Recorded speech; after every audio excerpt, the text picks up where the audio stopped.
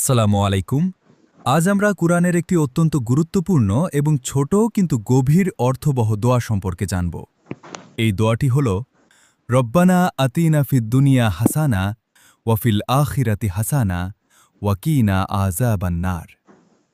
এই দোয়ার মধ্যে আমাদের দুনিয়া এবং আখিরাত দুই জীবনেরই পূর্ণ কল্যাণ চাওয়া হয়েছে। তাই এটি শুধু একটি দোয়া নয়, বরং একজন মুমিনের পুরো জীবনের সারসংক্ষেপ বলা যায়। প্রথমে আমরা দোয়ার শুরু অংশ রব্বানা নিয়ে কথা বলবো। রব্বানা অর্থ হল হে আমাদের পালনকর্তা। এখানে আমরা আল্লাহ তাআলাকে শুধু সৃষ্টিকর্তা হিসেবে ডাকছি না, বরং একজন লালনকারী, দেখাশোনা করা অভিভাবক হিসেবে ডাকছি। রব শব্দের মধ্যে রয়েছে ভালোবাসা, যত্ন, লালন পালন এবং ধীরে ধীরে উন্নত করার অর্থ।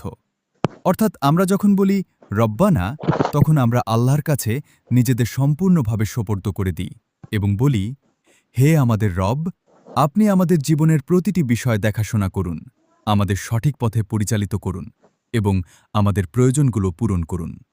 এরপর দোয়ার দ্বিতীয় অংশ হল আতিনা ফিদ দুনিয়া হাসানা। এর অর্থ হল আমাদের দুনিয়াতে কল্যাণ দান করুন। এখানে হাসানা শব্দটি খুবই গুরুত্বপূর্ণ, কারণ এটি শুধু ধন সম্পদ বা টাকা পয়সার জন্য নয়, বরং জীবনের সব ধরনের ভালো জিনিসের জন্য ব্যবহৃত হয়। দুনিয়ার হাসানা বলতে বোঝায় ভালো স্বাস্থ্য, হালাল রিজিক, শান্তিপূর্ণ জীবন, ভালো পরিবার, ভালো সন্তান, নেক জীবনসঙ্গী, মানসিক শান্তি এবং ঈমানদার জীবন। অর্থাৎ আমরা আল্লাহর কাছে এমন একটি দুনিয়ার জীবন চাইছি যেখানে আমরা শান্তিতে থাকতে পারব এবং আল্লাহর আনুগত্য করতে পারব। এই দোয়া আমাদের শেখায় যে দুনিয়ার জীবন খারাপ কিছু নয়, বরং দুনিয়ার জীবনও সুন্দর হতে পারে যদি তা আল্লাহর নির্দেশ অনুযায়ী হয়। এরপর আসে দোয়ার তৃতীয় অংশ ওয়াফিল আখিরাতি হাসানা। এর অর্থ হল এবং আখিরাতেও কল্যাণ দান করুন। এখানে আমরা আল্লাহর কাছে শুধু দুনিয়ার ভালো চাইছি না, বরং আখিরাতের ভালোও চাইছি। আখিরাতের হাসানাহ বলতে বোঝায় জান্নাত পাওয়া, কবরের শান্তি, হিসাব সহজ হওয়া এবং আল্লাহর সন্তুষ্টি অর্জন করা। এই অংশটি আমাদের মনে করিয়ে দেয় যে এই পৃথিবীর জীবন শেষ নয়, বরং আসল জীবন শুরু হবে মৃত্যুর পর। তাই একজন বুদ্ধিমান মুমিন শুধু দুনিয়ার জন্য কাজ করে না, বরং আখিরাতের জন্য প্রস্তুতি নেয়, কারণ আখিরাতই চিরস্থায়ী জীবন। এরপর দোয়ারয়ার শেষ অংশ হল ওয়াকিনা আযাবান্নার। এর অর্থ হল এবং আমাদের জাহান্নামের শাস্তি থেকে রক্ষা করুন। এটি খুবই গুরুত্বপূর্ণ একটি অংশ, কারণ শুধু ভালো চাওয়া যথেষ্ট নয়, বরং খারাপ থেকে বাঁচার দোয়াও করতে হয়। জাহান্নামের শাস্তি থেকে রক্ষা পাওয়া মানে হল গুনাহ থেকে দূরে থাকা, আল্লাহর অবাধ্যতা থেকে বেঁচে থাকা এবং সঠিক পথে জীবন পরিচালনা করা। একজন মুমিন সব সময় আল্লাহর কাছে আশ্রয় চায়, যেন সে কোনোভাবে জাহান্নামের দিকে না চলে যায়।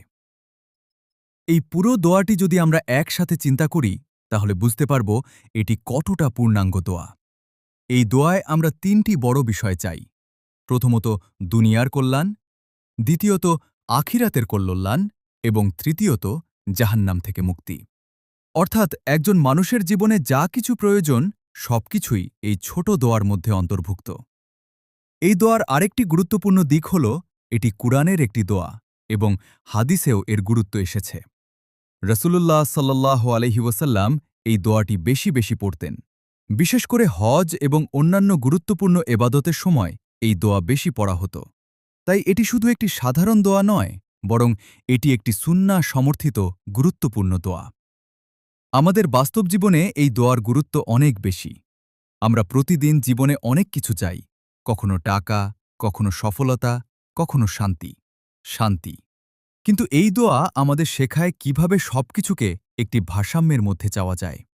আমরা দুনিয়ার সফলতা চাইব, কিন্তু আখিরাতকে ভুলে নয়। আমরা সুখ চাইব, কিন্তু আল্লাহর সন্তুষ্টির মধ্যে থেকে। আমরা ভালো জীবন চাইব, কিন্তু গুনাহ থেকে বেঁচে থেকে। যখন একজন মানুষ এই দোয়াটি মন থেকে পড়ে, তখন তার চিন্তাভাবনাও পরিবর্তন হতে শুরু করে। সে বুঝতে পারে দুনিয়ার সব কিছুই অস্থায়ী, কিন্তু আখিরাত চিরস্থায়ী। তাই সে ধীরে ধীরে আল্লাহর দিকে ফিরে আসে, গুনাহ থেকে দূরে থাকে এবং ভালো কাজ করার চেষ্টা করে। সবশেষে বলা যায়, এই ছোট দোয়াটি আমাদের পুরো জীবনের পথ নির্দেশনা। তাই আমাদের উচিত এই দোয়াটি শুধু মুখে না পড়ে বরং এর অর্থ বুঝে প্রতিদিন জীবনে প্রয়োগ করা। আল্লাহ তাআলা আমাদের সবাইকে দুনিয়ার কল্যাণ, আখিরাতের কল্যাণ এবং জাহান্নামের শাস্তি থেকে রক্ষা করুন। আমিন।